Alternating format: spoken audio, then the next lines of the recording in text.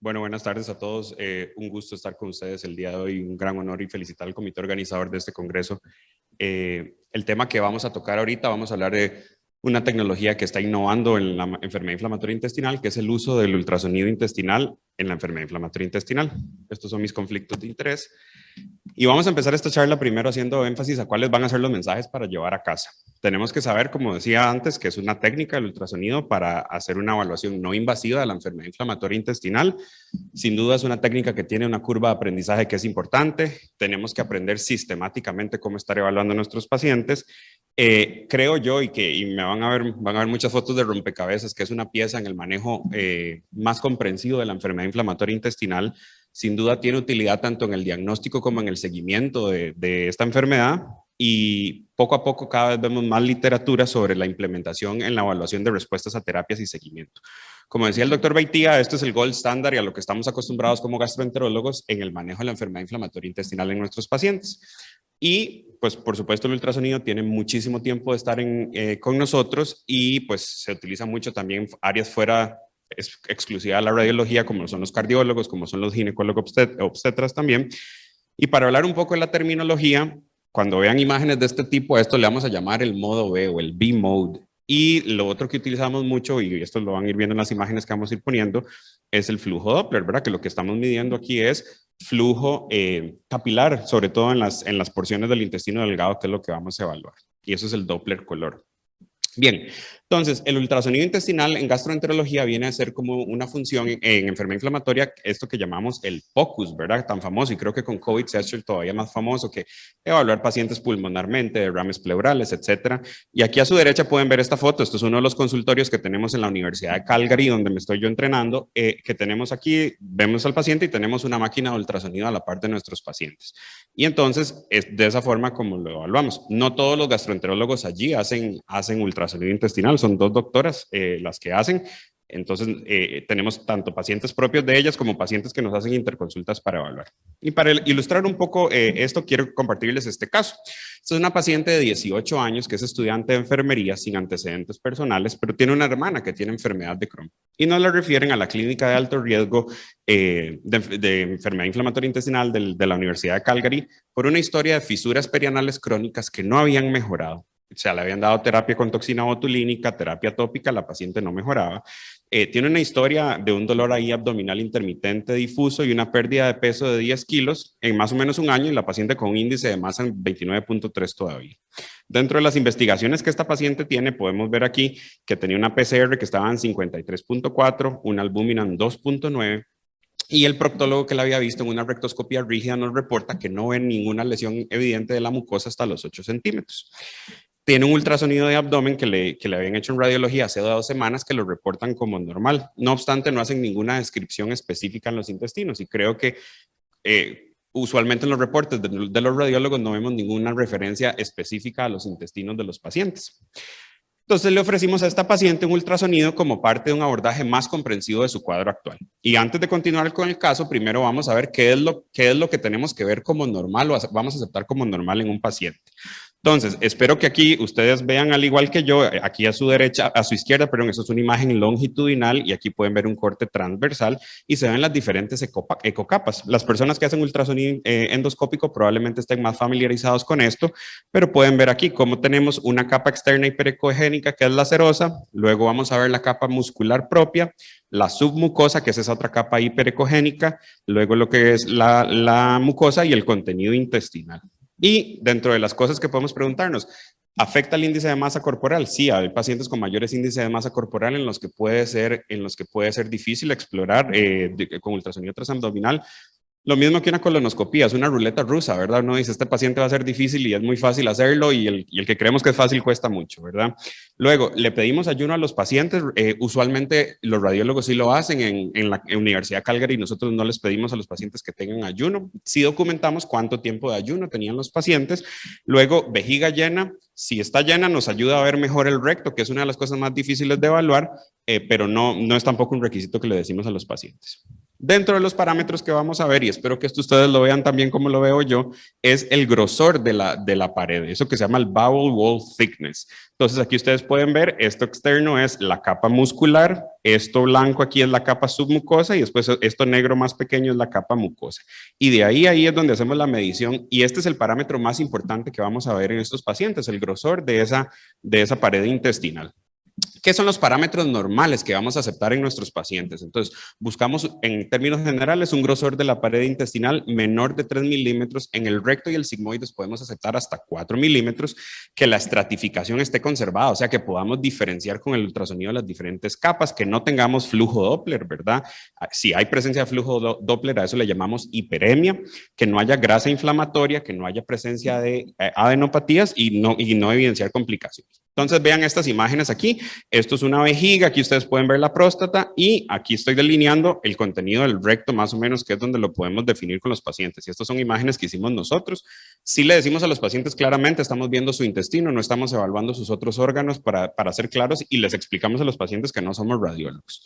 Luego podemos ir viendo estas imágenes y no sé si ustedes logran ver aquí, esto es un colon sigmoides en un corte transversal donde se ve el contenido. Lo más blanco en el contenido intestinal va a representar aire. Aquí ustedes pueden ver un corte longitudinal donde medimos el grosor de la pared. Esta es una pared de 3 milímetros y aquí yo marqué esa capa negra que es la muscular, la submucosa, la mucosa y el contenido intestinal. Luego, dentro de los otros hallazgos que le vamos a ver a esto es un colon descendente y ustedes pueden ver aquí las austras que logramos ver también en el colon de estos pacientes. Que haya presencia de austraciones también va a favor de que no haya inflamación y que haya una anatomía preservada en estos pacientes. Seguimos en la técnica, entonces ya dijimos recto, colon sigmoides, colon transverso, donde también podemos ver presencia de austraciones, colon ascendente y finalmente llegamos al ilion terminal, donde en el ilion terminal, aquí lo marco para que ustedes lo vean, esto es un ilion terminal normal con una pared, un grosor de 1.6 milímetros y otra cosa que eso que llamamos point of care que nos permite evaluar es la motilidad intestinal. Entonces aquí pueden ver cómo esto es un ilion terminal y podemos ver el movimiento intestinal en estos pacientes. Después de que exploramos el ilion terminal, entonces hacemos un barrido a lo largo del resto del abdomen explorando el intestino, el remanente del intestino delgado y podemos encontrarnos esto. Estos son asas yeyunales, eso es un hallazgo normal, pero es más o menos lo que podemos ver. Y en términos generales, lo que se mueve mucho, muy rápido es intestino delgado, el colon no se va a mover tan rápidamente y eso es lo que podemos también estar diferenciando cuando evaluamos a estos pacientes.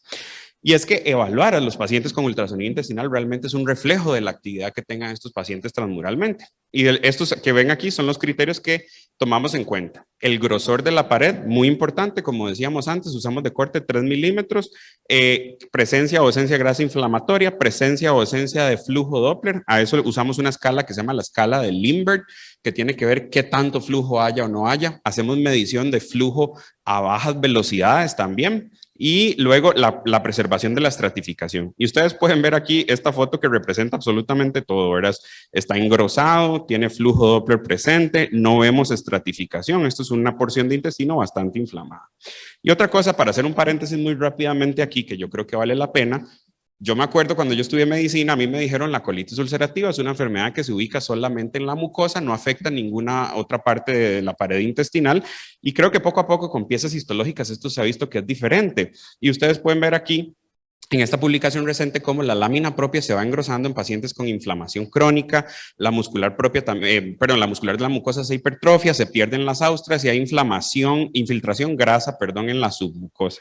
Y vean estas imágenes comparativas. Aquí a su izquierda tenemos esta imagen lineal. Esto es un colon sigmoides, donde esto blanco brillante es la submucosa que corresponde a grasa depositada ahí. Esto es un paciente que está en remisión, pero esto se traduce en cambios crónicos. No vemos la austración clásica que sí podemos notar en esta otra imagen, ¿verdad? Que esto es un colon ascendente con una pared de un grosor normal y no vemos datos de cronicidad. ¿Qué son las otras señales de cronicidad, de actividad, que vamos a ver? Como les decía, flujo Doppler aumentado. Esto es una imagen transversal de un intestino delgado, un paciente con una resección intestinal previa de una enfermedad de Crohn. Y aquí ustedes pueden ver la imagen transversal del mismo paciente, donde vemos que no hay presencia, de estratificación de las diferentes ecocapas que vimos. Y la otra cosa que es importante es cómo podemos detectar complicaciones. Y todos estos casos que hemos visto son pacientes que he hecho yo y ha sido pacientes que estamos viendo en la consulta en los que tenemos estos hallazgos y podemos tomar decisiones in situ en los pacientes. Vean esta imagen, qué interesante. No sé si ustedes logran ver que el contenido intestinal se mueve como si fuera la lavadora de ropa, ¿verdad? Eso que se devuelve, que va y viene el contenido intestinal. Eso es lo que llamamos movimiento to and fro, es lo que se llama, y esto nos puede sugerir la presencia de una obstrucción. Entonces, cuando vemos eso, decimos, oh, stop, y echamos para atrás para poder revisar a este paciente mejor. Y vean aquí cómo logramos ver las dos paredes del lumen. Se dice que una definición de obstrucción es más de 2.5 centímetros o 3 centímetros de dilatación preestenótica con un lumen de menos de 1 centímetro. Y ustedes, no puse el video porque era un poco más largo también y por cuestiones de tiempo, pero aquí es donde el lumen se acorta y esto entonces es una estenosis que le estamos viendo a un paciente con una dilatación preestenótica. Aquí tomamos en cuenta la sintomatología del paciente, qué tan cerca está o no de la válvula ileocecal o de su cirugía, y tomamos decisiones si hay que modificar la terapia, si hay que referirlo a cirugía. Otros hallazgos que podemos ver, presencia de grasa inflamatoria alrededor de las porciones de intestino y la presencia de adenopatías. Los otros hallazgos que nos permite ver el ultrasonido, la presencia de complicaciones como una masa inflamatoria, un flemón aquí alrededor, y la presencia de esto que ustedes ven aquí en estas flechas blancas son espiculaciones, ¿verdad? Que son penetraciones más allá de la capa mucosa, ¿verdad? En pacientes que pueden potencialmente perforarse. Así como la presencia de fístulas, esta línea blanca, como les dije antes, lo blanco puede representar contenido de aire y esto es una fístula enteroentérica. Entonces, volviendo al caso clínico, ¿qué fue lo que encontramos en nuestra paciente? Le ofrecimos entonces un ultrasonido que hicimos ahí mismo en la primera consulta que vimos a la paciente. Colon izquierdo estaba todo normal. Llegamos al colon derecho y nos encontramos esta imagen prominente con un área hiperecoica aquí adentro que pensábamos que parecía un pólipo, no estábamos seguros qué era. Cuando ponemos el flujo Doppler, vemos que la paciente tiene un aumento alrededor del flujo Doppler en la porción del intestino grueso, el colon ascendente, y evaluamos el ilion terminal. Y vean que es un ilion terminal que tiene 5.9 milímetros. Recuerde que les dije que era 3 milímetros o menos lo que consideramos normal. Con un flujo Doppler aumentado también en el ilion terminal. Y esto todavía también es parte del colon ascendente otra vez, que llega a grosores de casi 1 centímetro, ¿verdad? Cuando lo normal es menos de 3 milímetros. Entonces nuestra conclusión fue hallazgos sugestivos de enfermedad de Crohn iliocolónica. Le empezamos a completar exámenes prebiológicos a los pacientes y logramos priorizar la colonoscopía a esta paciente. En Canadá no crean que es como que ocupo una colonoscopía y me la hacen mañana. Hay listas de espera igual que las que tenemos nosotros, pero bueno, tuvimos la suerte que había una cancelación y logramos programar rápidamente a esta paciente. Y vean los hallazgos endoscópicos. Esto es el colon descendente y nos topamos esto llegando al ángulo hepático. Cuando entramos al colon ascendente, esto es lo que vemos. Y esto es otra imagen donde pueden ver ahí señalado el ilion terminal. Ya logramos canular el ilion terminal y ahora ven aquí la comparación. Para nosotros, el hallazgo que veíamos de esa imagen hiperecoica como de un pólipo es un pseudopólipo que tiene ella en el colon ascendente. Los hallazgos del ilion terminal que estaba efectivamente inflamado, podemos verlo aquí completamente ulcerado. Y esta área cerca del ángulo hepático que engrosada, que nos parece a nosotros que correlaciona con esto. ¿Y cuál es la utilidad diagnóstica que tiene el ultrasonido endoscópico cuando se ha comparado con la enteroresonancia? Es que tiene una sensibilidad y especificidad muy similar. En lo que le gana la enteroresonancia probablemente es en detección de lesiones más proximales, porque es donde es más retador poder caracterizar adecuadamente el intestino delgado porque se moviliza más. Dicho esto, para localización de la enfermedad, presencia de estrecheces o abscesos, las dos concordaron de forma igual. Esto es un estudio que evaluó 120 pacientes con enfermedad de Crohn. Y este es un estudio donde se le exigió más. Se comparó ultrasonido intestinal transabdominal versus enteroresonancia más colonoscopía en los pacientes. Y vean ustedes que también hay sensibilidades y especificidades, así como valores predictivos positivos y negativos similares. Entonces, y con una concordancia muy buena, que es excelente realmente, entre el ultrasonido intestinal y la enteroresonancia. ¿Cuál es la utilidad de la curación transmural? Y de esto el doctor Beitia nos habló un poco antes, ¿verdad? De la estrategia Treat to Target que usamos nosotros en enfermedad inflamatoria intestinal, donde ustedes pueden ver aquí que se dice que la curación transmural no es todavía un target per se, un target duro todavía en enfermedad inflamatoria, y yo creo que esto va a cambiar conforme tengamos más literatura al respecto, Pero, ¿qué se ha visto sobre la curación transmural? Y hay miles de definiciones, miles de estudios con diferentes definiciones, pero tal vez en este donde se busca una normalización absoluta de los pacientes con menos de 3 milímetros, que fue lo que ellos demostraron, que los pacientes que tienen una curación transmural tenían menor riesgo, mayor probabilidad de mantenerse en remisión libre de esteroides, menos necesidad de cambiar la terapia con la que estuvieran o con la que alcanzaron la curación transmural y menos riesgo de hospitalizaciones. Entonces nos parece que la curación transmural es uno de los objetivos que tenemos que buscar en nuestros pacientes y, como les decía, es un abordaje más comprensivo de la enfermedad inflamatoria intestinal. Finalmente, un grupo alemán, que es uno de los grupos más fuertes en enfermedad inflamatoria intestinal, publicó este estudio, que es el estudio TRUST, donde se incluyeron 234 pacientes y se les dio manejo común y corriente, digamos, con terapias biológicas o la terapia que ocuparon los pacientes con enfermedad de Crohn, y se vio que efectivamente la normalización del grosor de la pared, así como mejoría de parámetros, tanto del flujo Doppler, de la ausencia de grasa inflamatoria, correlacionada con un descenso significativo de la PCR. Y replicaron este estudio ellos mismos en pacientes con colitis ulcerativa, donde vieron que la normalización también del grosor de la mucosa transmural en los pacientes con colitis ulcerativa correlaciona con una disminución de la calprotectina. En los ensayos clínicos, el primer estudio que evaluó la curación transmural es el estudio Stardust, que es el estudio que fue de Treat to Target de ustekinumab, donde se vio que los pacientes, había un subgrupo de pacientes, 72 pacientes que se siguieron con ultrasonido intestinal, y se vio que ustekinumab es efectivo para mejorar y normalizar el grosor de la mucosa. El Stardust fue aún más estricto, buscó mucosas de menos de 2 milímetros en el ilion y menos de 3 milímetros en el colon, y también normalizaron todos los otros parámetros como flujo Doppler, grasa inflamatoria y presencia de adenopatías. Esto va de la mano también con que la correlación entre las colonoscopías de base de los pacientes y los ultrasonidos intestinales basales de estos pacientes tenían una correlación en severidad de 92%.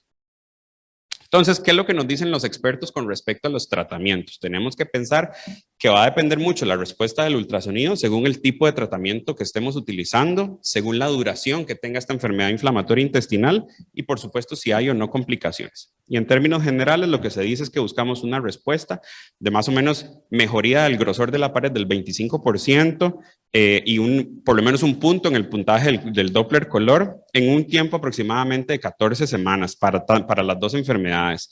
Y remisión, sí, siendo estrictos, vamos a aceptar menos de 3 milímetros y que puede ser menos de 4 en colon izquierdo.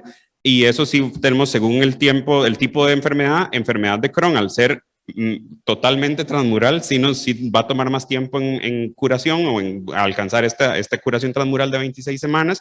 Y la colitis ulcerativa se ha visto que esto puede, a veces inclusive desde la semana 4, empezarse a documentar cambios.